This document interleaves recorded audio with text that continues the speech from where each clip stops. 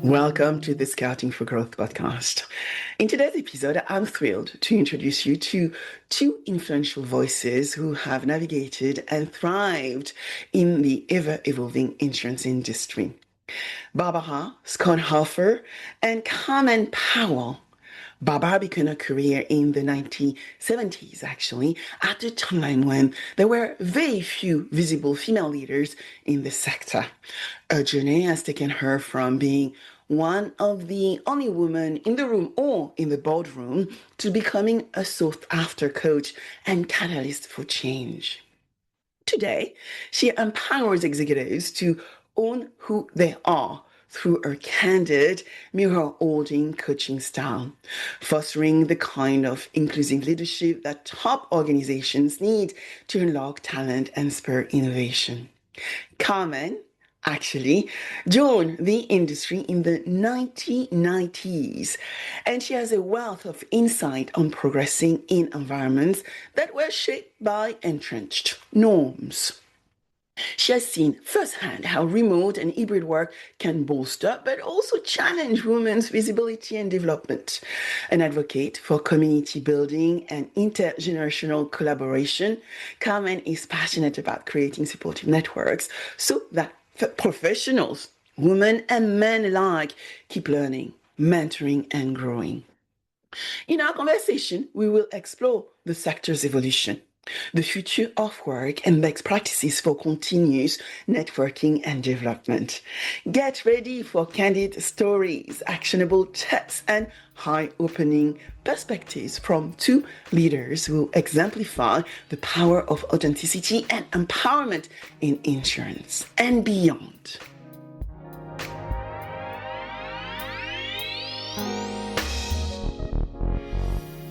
Good morning, Barbara. Good morning, Carmen. Welcome to Scouting for Growth. Good morning, Sabine. Nice to be here. Thank you for inviting us. Yes, good morning, Sabine. It's a pleasure to be here.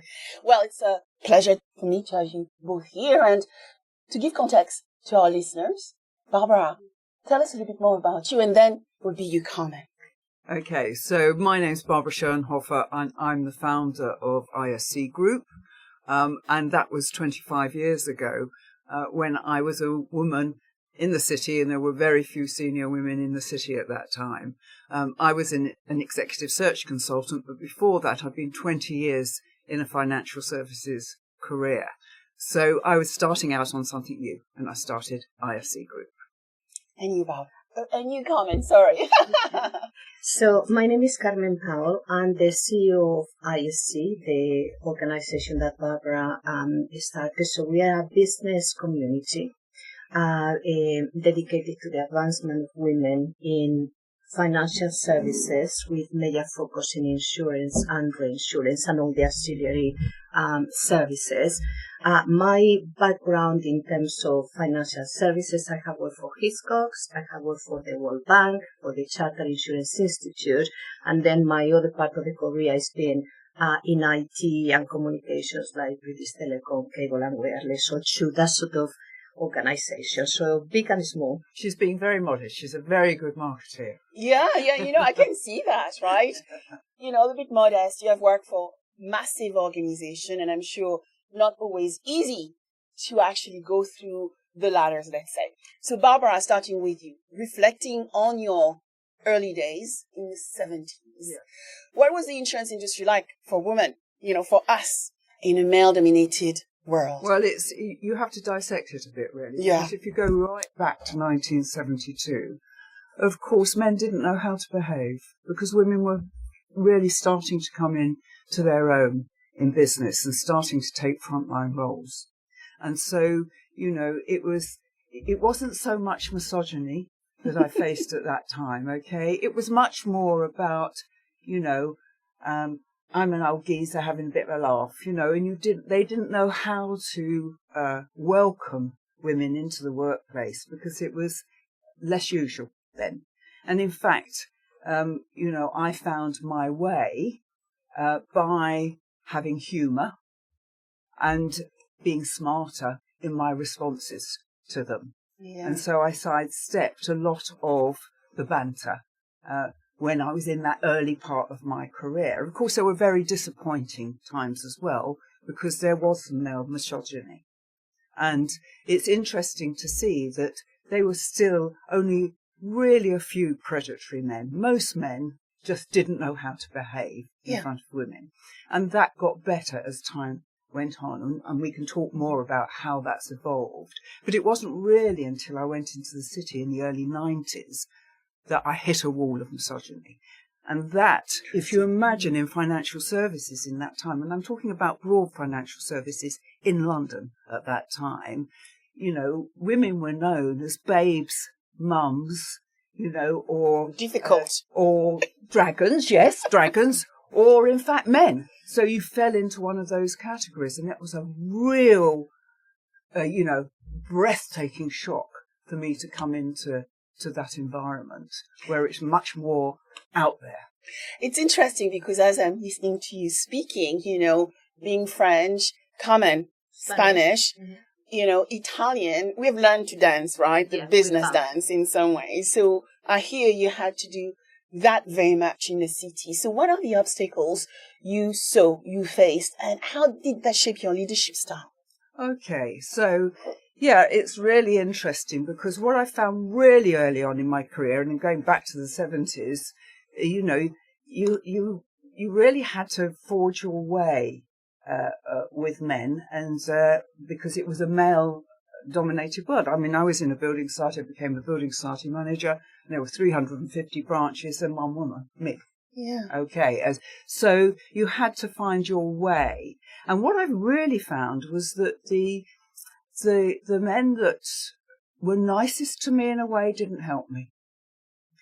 And the men that gave me a tough time did business with me. It's really interesting. So I learnt at that stage to keep my friends close and my enemies closer. Yeah, interesting. Well, it's interesting because I think the dance I went through myself is that actually my sponsors were probably the toughest on me, but also gave me the greatest opportunities. Yes, this is what I'm talking about, because they were testing. And in fact, I wouldn't have got anywhere without male sponsors. And the first one was the building society manager I worked for, and I was a clerk. I was a clerk in the building society. And he really sponsored me, and he tried to promote me. And he tried to give me a representative job, which would take me into management. He introduced me to the regional manager at the time. And he said, you know, aren't you impressed with Barbara? And this gentleman said, oh, yes, but probably for all the wrong reasons. Oh, my. Oh, my. And he was dumbfounded, my manager, and I was dumbfounded. But, you know, after a couple of days under the duvet, you pull yourself up, you say to yourself, get on with it, come on, you're better than this. And so I kept going, seeing people promoted above me that I knew were going to fail. Mm-hmm. And eventually, of course, I got the briefcase, I got the company car, and then really, you know, that's when the fun really started, because I had to do the job. Well, Carmen, you started probably in the 90s, right? So in what ways did you still see remnants of that old culture in what you do every day? Okay, so for me, I was coming from a very informal, very creative industry at the airline. I used to work for Iberia Airlines, and everything was a lot of fun, a lot of traveling. It was a lot of inclusivity because people were very different and they were celebrating for being different. And my job was in the West End. So coming to work in the city, it was, I would say, a big shock in the way that I have to dress, especially the expectations. There were some offices that you will go into and they still look like an old boys club, almost like I was going to say like this club, but like a club rather than an office. So that was making some people feel uncomfortable. Now, I have always celebrated being different. And I think that, I don't know whether that is your experience being French, but I think that anything that it was like an idiosyncrasy, it was put down to the fact that I was Spanish, I was a foreigner, and that suited me fine. Yeah, the same for me. Exactly. Said she's a difficult French girl, and I didn't mind. Yeah. I didn't mind. Well, we all know that. Yeah, typically Spanish, doing that or whatever. So I just felt that in regards to your question of navigating I think that really served me well, because I didn't have to follow the norms. It was like, if you like, women and Carmen. However, the same that a shocking circumstances or anecdote that Barbara shared, I will say, and I am not going to say which organization, but a very, very large organization in this country, when I went to have an interview, the HR director asked me, how are you going to cope with men making a pass with you? And the interview, because he said, look, you are going to be the only person in marketing that is in this line of business, and you are going to have to go at least twice a month to a hotel with all the men to give them presentations, and how are you going to cope? And that is where my Spanish of navigating sexuality and flirts, etc. It came along. I just say, I know where I'm coming to here to work, and if anybody crosses the line, I know how to deal with that, because it will be wrong. So, but it was hard, because it was a lot of that, especially because it was a lot of drinking as well. But, I navigated it, and like Barbara, I just want to highlight that although the most wonderful boss I had was a woman, in Iberia, amazing woman, but, the rest have been men, and, like you said, Barbara, they've been great sponsors, giving me a hard time, but also pushing the boundaries to know, am I going to be resilient enough to go in the middle of... Yeah. It's interesting, because I think actually, I didn't have the luxury of being exotic, except that I was the only female for about 19 years of my career. But, it's to see how we all sort of went into that mode of wearing suits, so that we would look like we would blend in with the men. And of course, things have changed greatly as we've moved forward, because now many, many men get it. They know how to behave around us. You still got the misogyny. You still got that's gone underground. Okay. And some of that's emerging again now because of, people like Tate, and what's been happening in the world has sort of brought this sort of macho-ness back into everything. However, in my experience, most men want to be inclusive. And I've always thought about women, as we are 52% of the population in the UK, of actually it's about inclusion. We're not diverse. We have all that diversity in our group. We are about inclusion. We always have been. So I've never really liked being under that label of DE&I. Yeah, and I think a lot of us probably do not like it. We want to be actually recognized for our competency in marriage. I mean, I moved to the UK because it was, for me, meritocratic. And so I knew that if I worked hard, smart, I would be recognized for my competencies. And so when you look at 2025, when you look at where we are today, has things changed? Let me start with you, Barbara. Has things changed? What can you share with us with your view of where we are today, where we are going? Okay. So look, with everything, you take 2 steps forward and 1 step back. Go back to 1972 when I started in the market. Okay. And frankly, I was so busy building my career and looking after a child who had learning differences, etc., on my own. You don't think of a pattern, you just get on with it. Yeah. Okay. Now, if you're looking at where we are now, it's come on hugely. But Switzerland, the women didn't get the vote until 1971. So we've got to realise where we are. 2 steps forward, 1 step back. 2 steps forward, 1 step back. And so actually, what I've always found is the majority of men have benefited through the inclusion of women, because there's no doubt about it. If you've got two women around a boardroom, everyone thinks you're a little bit mad. But if there are three there, behaviours start to change. And I think if you ask any men this who've experienced this, they will say the same. One woman thinks she's a bit odd. Two, they're acceptable, but the banter still carries on.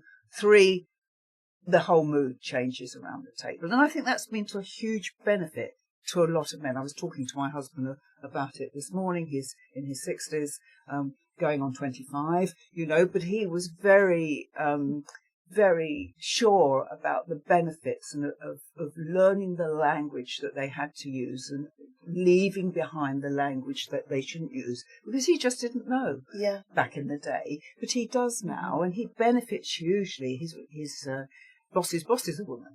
So, he enjoys the new approach. And I think probably many, many men enjoy that. And there's, as I say, a few, and we're waiting for them to retire, a few that still really don't get it. And then you'll get the ones like Greg Wallace, who make the silly remarks. He's probably harmless, but not harmless when a lot of men are doing it. Yeah. It's the geezer having a bit of fun. Well, it's not fun when you're on the receiving end. And one thing my husband said to me this morning is that it's been really helpful for women to say, look, actually, that the way you're speaking to me offends me, and this is why. And he's obviously had a lot of that from me over the years, and understanding where these hidden biases are damaging, and mindfully stepping away from it. But it's going to take a long time. It's generational. The changes are generational. That's fascinating. And you, Carmen, 2025, beyond roadblock opportunities. Okay, so the same that Barbara, I think that has been a huge movement forward, and I think that we are very proud as well of all the women that has been in this journey, because in many cases it hasn't been happening. So for me, one of the things that really personally used to annoy me, being in a meeting equally to everybody, and I was expected to make the coffee, and it was like, that was my boundary. I'm not making coffee for anybody, but it was that expectation. So it wasn't sexual or anything. It was just, you were not on the same level when they asked you to make a coffee. I have always very much done what I thought that it was right. Like, for example, in 2006, I moved to America with a 5-month-old baby.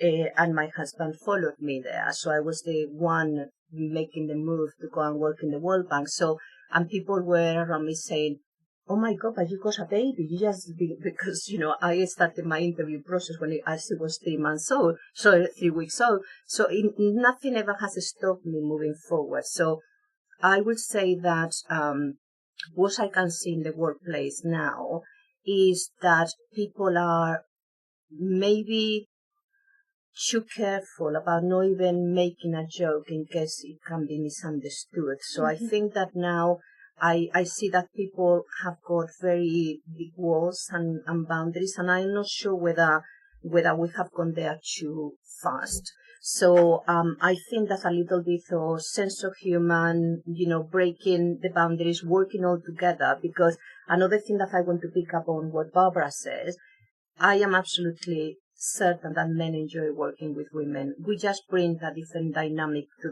the table, and also men were all expected to make this type of jokes and all behave the same, and not all men are the same. So some men that maybe they will be softer, they felt under a lot of pressure as well, under that sort of more alpha male type of environment. And I will say that besides sort of benefiting men, having women in an organization benefits the bottom line, and we have a lot, not just us. There are lots of studies that shows how the boardroom and at every level it benefits from having a balanced gender representation, whichever level. And also something that the organizations need to realize, and I'm saying this because it looks like if we are stepping back at the moment because of the political situation in the US, so we cannot ignore the elephant in the room, is that women are decision makers of insurance and any other business. 100%. So you don't want to stop supporting women, because then it's going to repercute in your business. So so I think that organizations need to be brave. You wanted to say something? Well, it's a very complex issue. It is. I think it is. So one point I wanted to respond to, Carmen, is as I'm listening to you, I used to sit on a board for 5 years, and there was 2 women in the room. Myself, who was heading proposition, design and value across a specific group, and then HR. And I remember a new boss joining, a new CEO joining on that board. And usually the way the board would start was talking about fast cars and cigars and, the last weekend golfing. And then the new boss arrives and he started looking at me completely horrified, literally horrified. And then he said, "Oh, but I will go to the spa with Sabine," actually in the middle of that banter. And I thought, oh God, I love you. Yeah. I mean, I think that this is where it's really complex, and it's going to take some working out to do. And of course, it's not just men that have, been indoctrinated for 1,000 years. It's women as well. Yeah. And so sometimes we can be our own worst enemy. Mm-hmm. And if you look at my generation, my mother was an intelligent woman and had a job, okay? But she really wanted to get married and have 5 children, which she did. And then she was dissatisfied because, of course, she'd been educated and everything. So, it was tough for her. And then she saw her children, making something in their life and becoming professional people, etc. But, I always then had really on my head, I should be getting married and having children. Yeah. So you're breaking away from that. And, in a way, you become neither. You feel that you can't do a good job. You can't be a good wife. No. You can't be good at work for your colleagues. You can't be a good mother to your children. So it becomes complex. I think that's why it's a generational thing. I think it's becoming easier from that point of view. And that we'll talk about, I'm sure, about flexibility. 100%. And of course, I remember 20 years ago in the Lloyd's market, bringing somebody over from the States to talk about flexible working and the benefits to all the workforce of having flexibility. And I've been a great believer in it and a champion of it for many, many years, because, having brought up a child on my own and forged a career on my own, and let's face it, I came from a clerk cashier in a building society, so I didn't come in as a finance director or anything like that. I came up through the ranks. So, I think that actually it's got very much easier, very much better than it was. But now we've got to own the space. Yeah. And in owning the space, we've got to find the I in we. And that's what I always talk about, because women always say we. We did this, we did that. And as an executive search consultant for 30 years, I was always fighting to find the I. What did you actually do? What happened because you were here? Yeah, and it's coaching people. Absolutely, absolutely. And it's not about alpha females like me anymore. It's about a whole range of women bringing their skills and their abilities, but they have to own it. And that's where I think we need to really start leaning in. We have to say, this is our space now. There's no stopping it. Yep. But we can accelerate it now. Yeah, and we must. So we are going to move into talking about the future of work. And first I want to highlight that, working for an American company after my MBA, IBM, we used to do flexible working. So I was a strategist. And so I would go to IBM probably when I was not on client work, probably 2 days a week, because I was doing strategy. I had to consume a lot of content. I had to read books. I had to read paper, annual reports, and then come up quickly with conclusions. So when people talk about flexible working, I said, I've been doing that for 25 years. So actually, realizing it's not new. For some companies, it's important as well. Then the second point you made, Barbara, is about identity. And I think we are moving into a world with artificial intelligence that people feel job certainty maybe being question marked. However, I think what is really question marked is our identity. So being clear about the I, that authoritative view of our thought leadership, what we know, and being happy to talk about it, I think is becoming more and more important. Yes, absolutely. Because you see, without that, you cannot. If you are relaxed into who you are, it doesn't matter whether you work for flexibly or go into the office or whatever. You're bringing yourself to your organisation, your colleagues, your customers. 100%. And if you yourself, you can unleash creativity that you can't if you're worrying about things all the time, if you're trying to be somebody you're not, that you are forcing yourself, to go into the office 5 days a week when really it would suit you better to 3 or 2 or whatever. So I think it's really important to know who you are. 100%. And know that what's unique about you, what in your background, what in your work life, how you go about things, your experience, your skill, your knowledge, bringing that together and being able to say to people, look, this is what you get with me, this is what you don't. So you fit naturally into where you should be in business. People start relaxing around you, they start trusting you. Yeah. And partly because we have to more and more, I think, to focus on outcome, right? Outcome means sometimes we may have to work until midnight, 1 o'clock in the morning, which happened to me.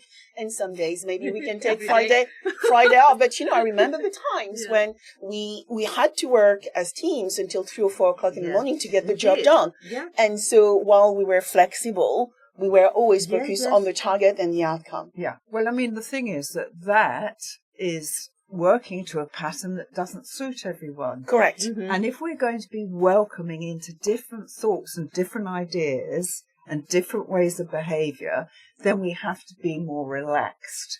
And actually, it suited me very well working flexibly. And I wouldn't be sitting here with you now in my 70s if I wasn't able to work flexibly. And I'm working 24/7. I have no doubt.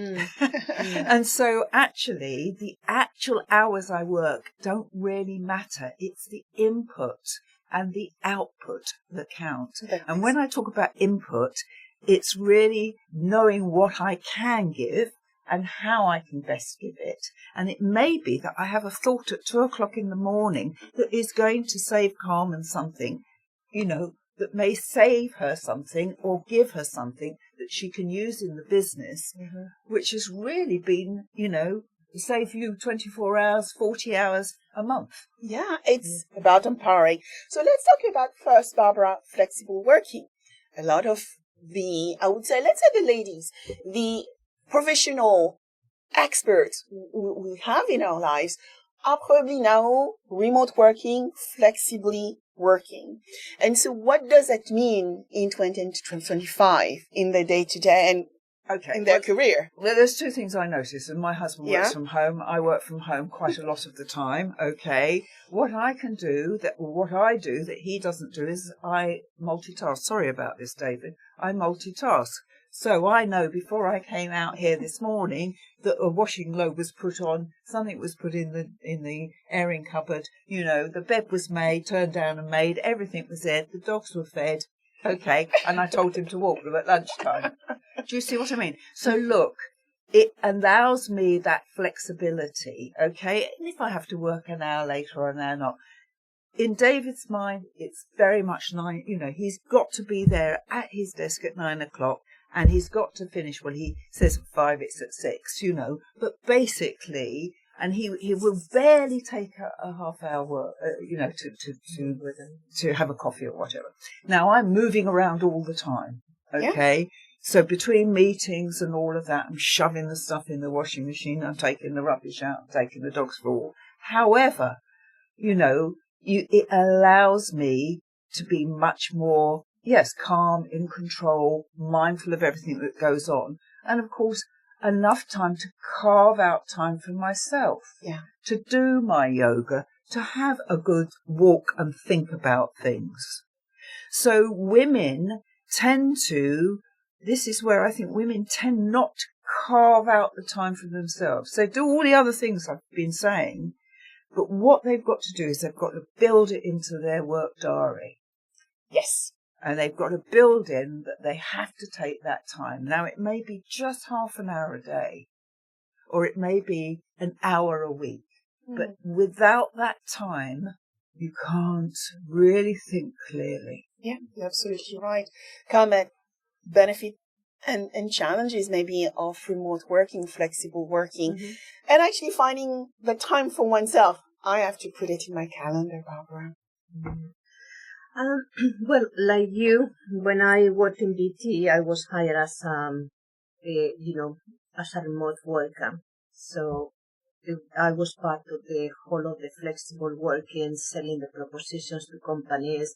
And I remember we used to be more successful when it was raining, when it was snowing and people couldn't get to work. We would say, you see, you have flexible working set up technologically, like happened during the lockdown.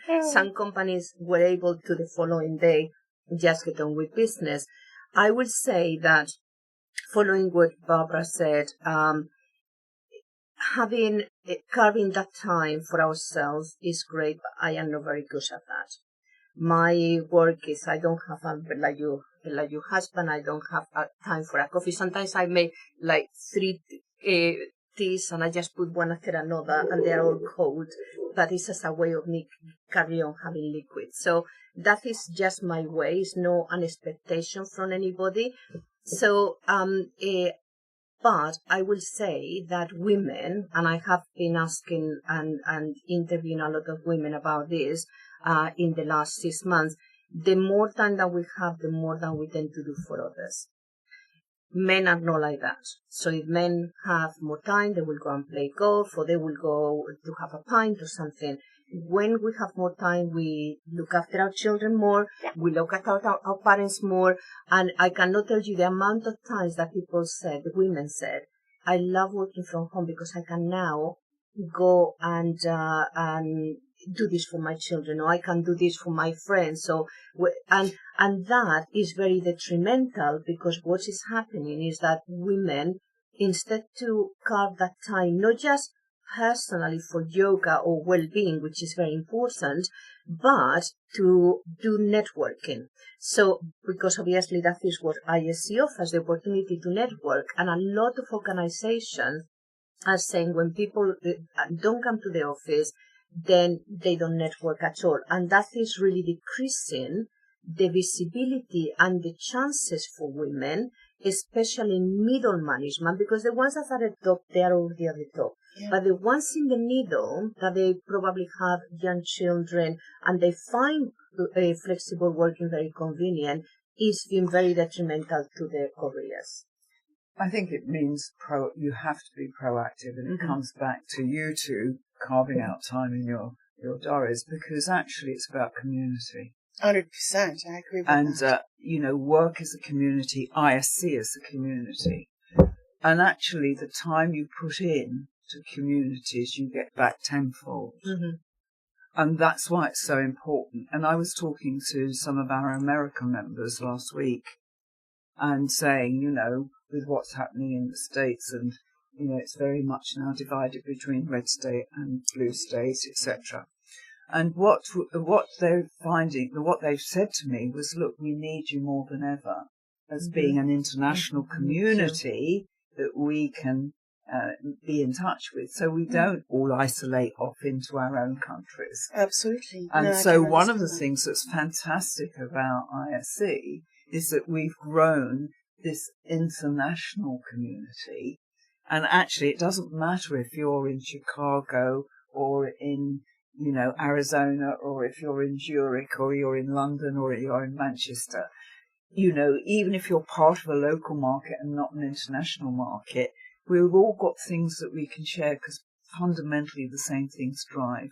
individuals. So, that whole community is so very important at the moment. And if I would say anything to your listeners is encourage women to have that community, those safe spaces where they can come and learn and grow and support each other. Okay, in accelerating this next step. So I need to dive into maybe this politically not correct question, Barbara, where a few brands I'm working with and that I respect tremendously, because they are big brands, right? Potentially sometimes Fortune 500. They have asked me, for example, to not do DEI campaign because of what is happening in the United States. And I think different companies have different politics because they have offices in the United States. They don't want to actually find themselves into situations that are not comfortable. What's your view on this? I know you are creating that connection internationally and still talking about what is good for inclusion, equity, and diversity, and helping us be supporter of one another. Okay. It really depends where you come from on all of this. Okay. And I go back to the word inclusion because I'm really about business. You see, it's not, I don't think do things to be nice. Correct. I'm a typical CEO, ENTJ. I want it and I want it now. Okay. But what I've recognized over 50 years in business is that if you have diverse thinking and you accommodate others who aren't like you and not going to act like you, you might even not like them. The outcomes, the business decisions are better. It's proven to be the case. And you will see that the really intelligent, capable, able organizations know that this is the case. And so it's not, it may be that politically people want to change their stance slightly, but really and truly, this is not going away. Yeah. This inclusion and this variety of people we're now working to get into the businesses, it's no longer going to be good enough just to go to Eton or go to the right schools. We've got to include everyone. Okay. And women are really good at managing complexity. So we need them in management positions. So we need to accelerate them into leadership positions. Yeah. But expanding on that, I will say that it is true. We are finding that some organizations, especially those that are close to government, like government contractors, all the things that before was, oh great, we can publish in our annual report that we are inclusive and that we are working in DEI. There is no denying that the wind is blowing the other way in many organizations. And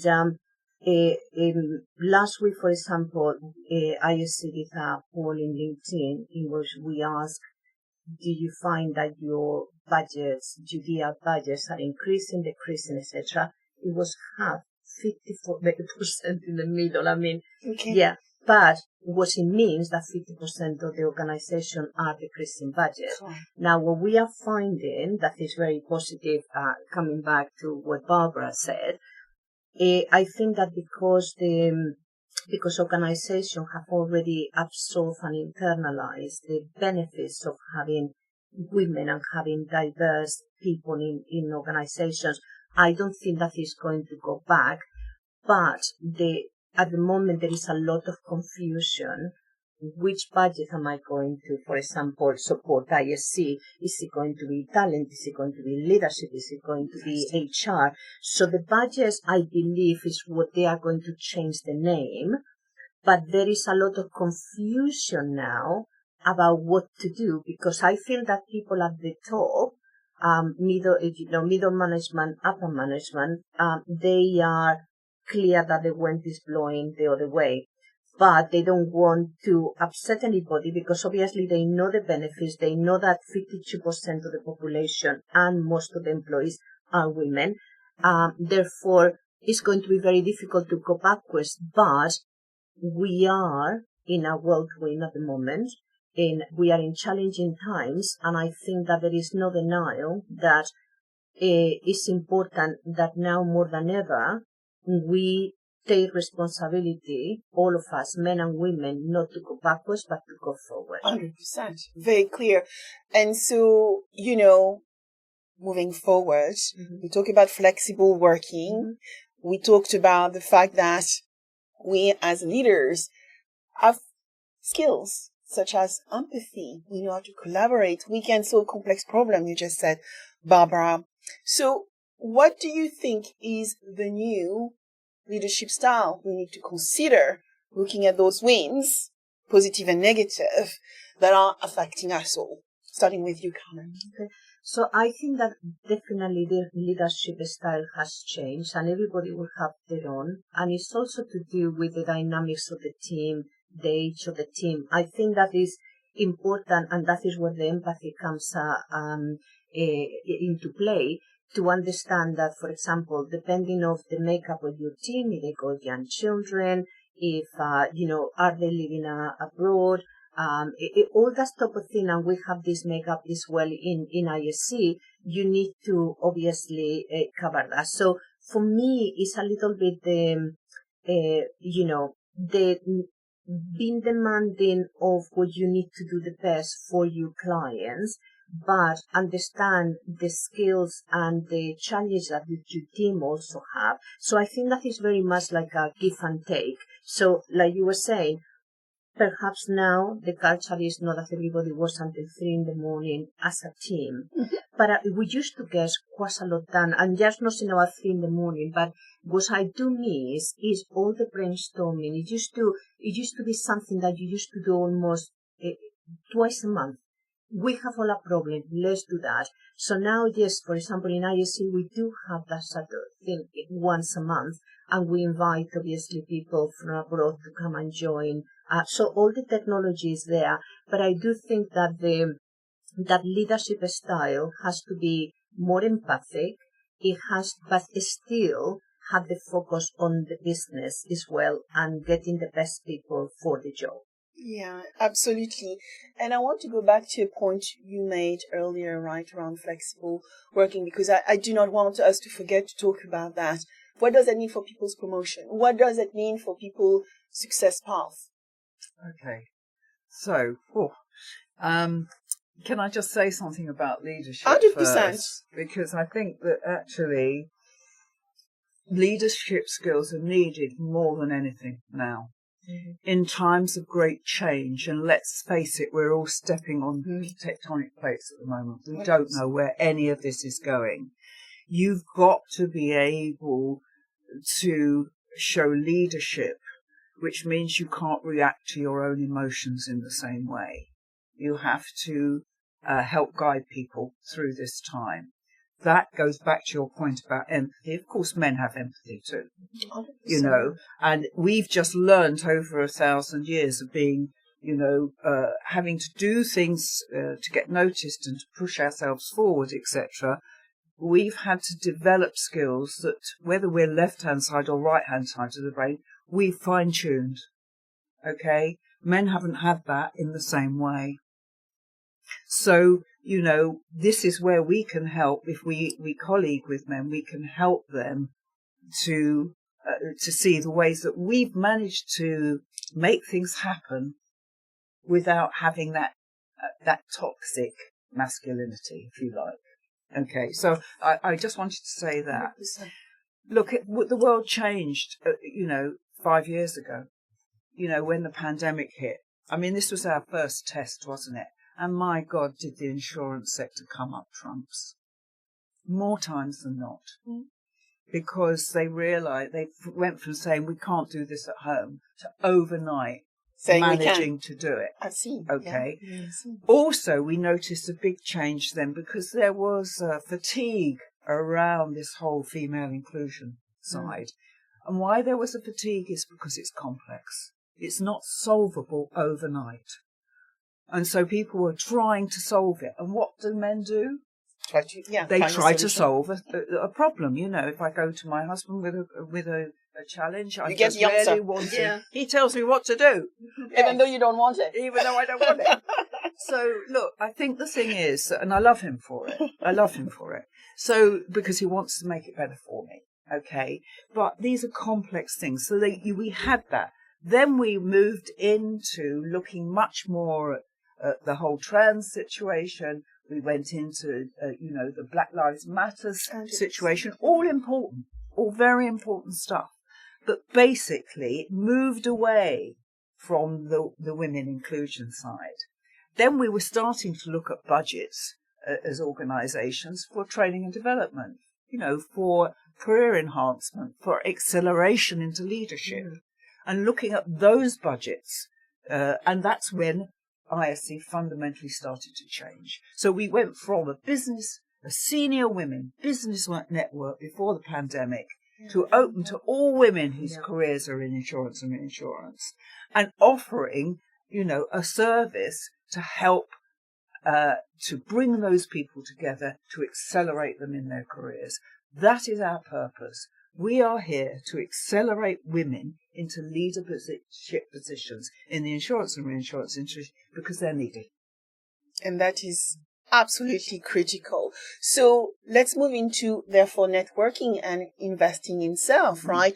You both are talking about the fact that we need to continuously learn, invest in our skill continuously to drive that growth. And you have built a network to facilitate that and hopefully accelerate it.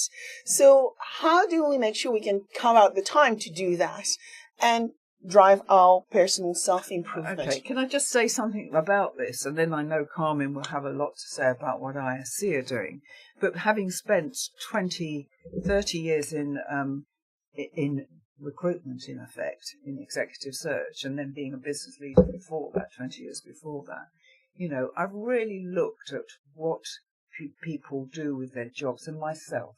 Do you think I would have gone to a clerk cashier in the building society to what I'm doing today if I hadn't networked, if I hadn't taken the message out there, if I hadn't promoted myself, if I hadn't owned the space? Mm-hmm.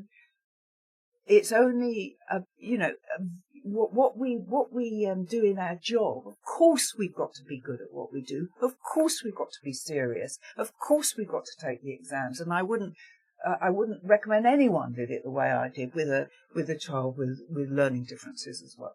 I mean, it was tough. Mm-hmm. But the point is that you get well educated. You look at the job. You do your job well. You think of your stakeholders, your company, your shareholders, your customers, your colleagues, in the decisions that you're making. Of course, that is really, really important. But actually, how you get on is through who you know. And the only way you can do that is through career business networking. Mm-hmm. It is not a social club. ISC is not a social club. It is there to help women understand how best they can business network to enhance their career, to enhance the companies they're working for, to bring something to their colleagues and their customers. That is what ISC is about, Carmen. Okay, so besides the network that is obviously really core, is the most important, like Barbara said, we also value obviously the continuous development, and we need to do that. Now, talking about what your husband do and most men, and I tend to do that as well, about fixing problems. Women are not there to be fixed. Okay, we are fine as we are. What we need is no help. I always said companies don't need to help women. We need to dismantle the barriers because we are absolutely fine as we are. However, we do have some points. The same that if we were looking at the male traits, we would say it would be because if men were better at X, Y, and Z, we would be better if we were braver. If we maybe collaborate better as a sorority, we have to say that as well. We should take more risks. We should be more confident about, again, going back to owning the space. Why, if we end up in university with better degrees, better grades than men, men can talk about it in a more confident way that women do. So we need to, on the space, we need to say, this is the classic that a woman only applies for a job when can do at least 90 or 95% when a man is 60%. So that is all about confidence. It's about owning the space. So a lot of the things that ISC does, that is why I was saying before, we go into many different buckets, is we recognize the continuous development. So we do the upskilling from AI to, transformation, anything that is happening in business and in the market. But we also recognize all those weaker points that women have. We all tend to suffer from imposter syndrome, lack of confidence. So we do a lot of the personal branding, the personal presence, the leadership space, so that you can own that space. So we do a lot of business training, we do a lot of personal training, and now one thing that we are doing to encourage women that maybe are working from home to come to the city to our events as well, is to do things like wreath making around Christmas. That we sold out with that. We go ceramic vending, doing clubs that we are going to launch one that now that the weather is better, about women feeling safe when they run or they do a sport, to do it like a group. So we are trying to do things that they are more affiliative and that it breaks the ice rather than sitting and just looking and listening to a lecture. Is very much about the community that Barbara has been talking about, because when you connect with others at that level, you are going to help each other and be there for each other. Yeah. You talk about holding the space. You talk, Barbara, about holding the mirror. So can you dive into what you mean by that, and what are some of the top tips for us to be recognizant? Okay, so just going on from your point, Carmen, I think that actually women know. I mean, I'm really encouraged when I speak to women coming up through the ranks now. They know who they are. They know what they want. There is a confidence there. Okay, it's just sitting back and owning it now, and it's about courage. I think that community gives courage, and so ISE being part of ISE, we're talking to each other. It gives each other courage. Yeah. Okay, so I think that actually we're there. We have everything, as you say. We don't need fixing. We just need to somehow own it and take it forward. So that's what I would say. And what else? So I hear you often talk about holding the mirror. Mm. And so, we are sometimes, as you said, imposter syndrome, right? And not always taking the first step to get the things we need to do done. And I heard you speak about holding that mirror, really getting, I'm going not to use a bad word, but the S done. Yeah. What would be your advice, your top tips? Oh, crikey. Well, I mean, I think the thing is that we need to recognise, when I talk about holding up the mirror, I mean that, look, we know who we are, okay? And I go back to this owning that space. And I can't describe it better than saying that once you know who you are and you are saying to people who you are all the time, and then you're saying that message gets out. Yeah. Do you see what I mean? And repeated.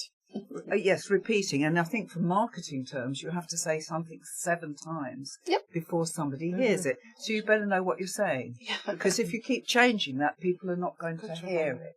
So you've got to be very clear about what it is you want and where it is you're going.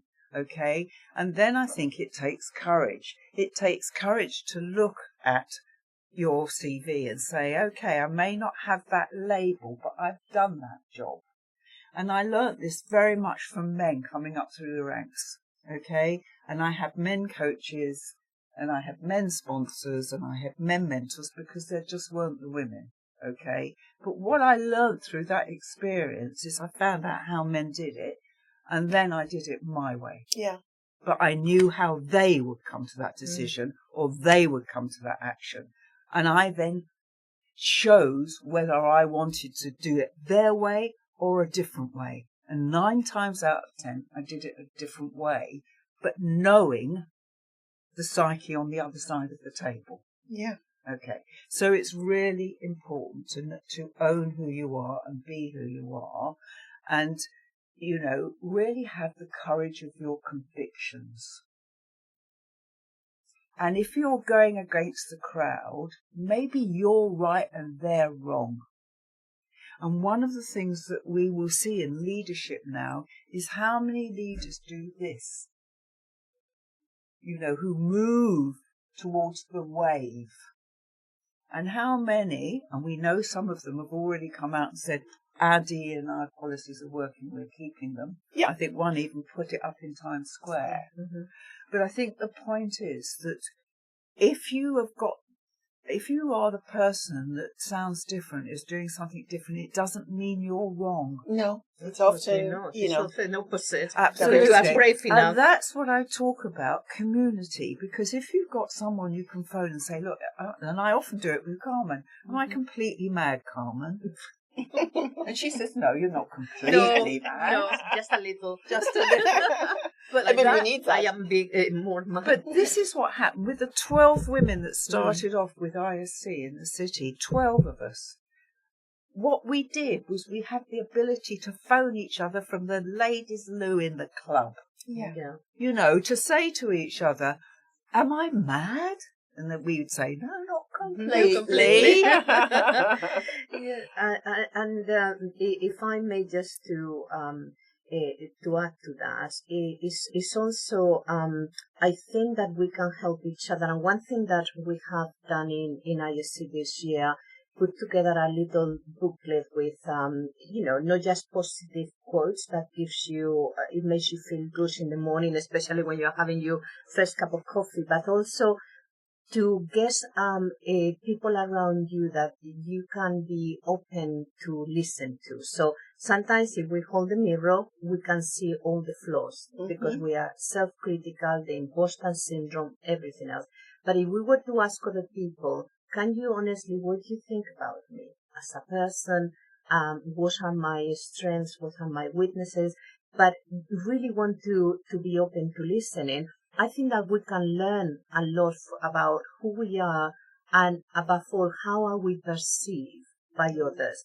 And I think that is also holding the mirror from other people's perspective to gain that insight. And then you can make with that whatever you wish. You can say, I want to still be eccentric. I don't care. Or I really want to soften this area because obviously, although I mean well, other people are taking it in a different way. So you can use your network and people that you trust. And it doesn't have to be peer. It can be, I think that it should be for people throughout. And men and women. I think that's absolutely right. And, I have huge imposter syndrome. I came into the market in 1970, and that will never go. It's a bit like your formative years when you're a kid, the things that you learn before you're 5. It's never going to go away. Mm-hmm. What you have to do is say, okay, that's what that is. And so when I feel that surge of pain or whatever it is when I walk into a room full of men, or I suddenly have to stand up in front of people to talk, or I have to push my idea forward, and I think, do I have the right to be in the room? That horrible, horrible feeling. Now I know what it is. I can completely ignore it. And I remember seeing you, Barbara, on stage in New York. I thought, oh my God, this woman is amazing. So probably you had that imposter syndrome, but I was there completely wowed. And that was many years back. So. But I think the thing is that you're so right, Carmen, when you say listen to what people say about you, because actually you're so busy being you, you forget to get that 360 feedback. And it's affirming. I recently asked a co-board director, what value was I on the board? And he said, where do I begin, Barbara? Where do I begin? I mean, it was lovely to hear it, but it was so now when I have that awful under the duvet moment, which we all get, when I think, can I go on? I hear that. Where do I begin, Barbara? Where do I begin? And the other thing is that if you stick with it, you see, people don't stick with things these days. Yeah. And if you actually keep going, despite the odds, through thick and thin, eventually everyone says, oh, she's still here. She must have something about her because she's still here. So I think the thing is to be persistent, to have that tenacity. We're going to be accused. I once was accused of eating glass for breakfast and not having a nasty bone in my body. But neither of those are true. So it's like, it's going to be a tricky road for some time to come, okay? It's going to be. But there's huge help. The cavalry is here, Carmen. ISC exists. It's been going for 25 years. We've evolved and developed, and we're ready for action. I can't wait. So what are the recommendations you would give to those leaders? Let's talk to, CEO, HR leaders, business leaders, diversity leaders, adaptive leaders who don't have a choice right now. They need to adapt, right, in the world we're in. What would be your recommendation, the action they need to take? I would say, first of all, be brave. Doesn't matter whether they are men or women. Going back to, because for me it's very important, the earthquake that we are going through politically. Now it's so easy to step back and to say, I don't want to upset anybody about me. If this is not politically correct, I'm not doing it. But to say, if this is the right thing, I'm going to stick with it, like Barbara said in Times Square. So I think that being brave, doing the right thing, is really important, and not many people do that. So I know that is probably the most difficult thing to do in the world, doing the right thing, not say it, do the right thing. I think that is what I will say to all leaders. Be brave, do the right thing, don't go a step back, because we are here to stay and more. I think that it's really important for business leaders to look at the purpose. What's the purpose of their organisation? And I think most of them will find it's not just about shareholders.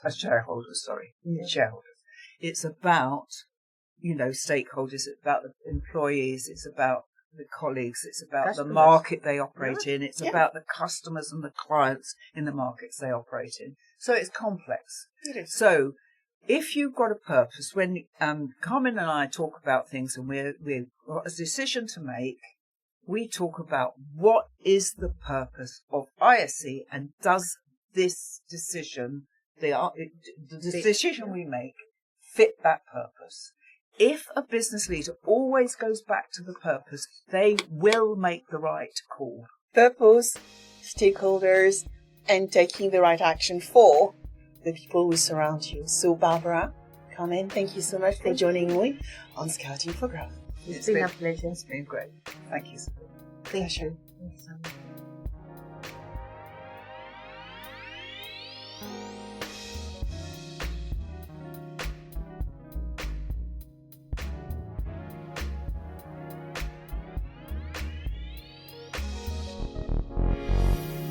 I hope you enjoyed this episode of Scouting for Growth. Please subscribe, share with friends, and leave a 5-star rating.